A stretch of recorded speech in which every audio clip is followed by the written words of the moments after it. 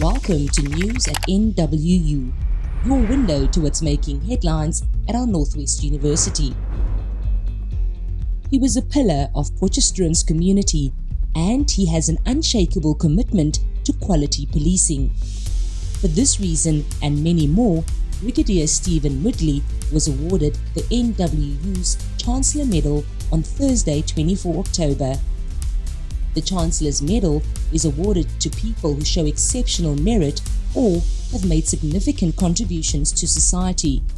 And under Brigadier Moodley's watch, the Potchefstroom branch of the South African Police Service has excelled as the best police station in Northwest.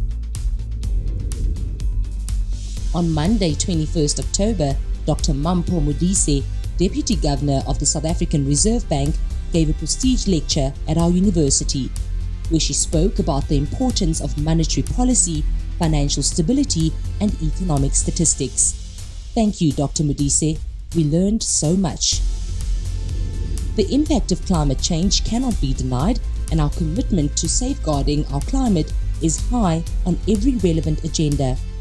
Therefore, the NWU hosted the 38th Annual Conference of the South African Society for Atmospheric Sciences from 29 to 30 October. The theme of the conference was exploring the novel integration of tools to understand our changing environment.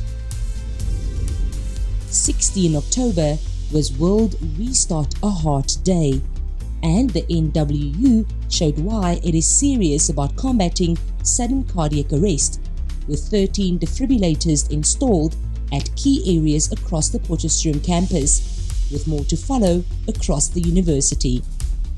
That is it for this edition of News at NWU. Join us again next time as we look at how the NWU is shaping our country's future. It all starts here.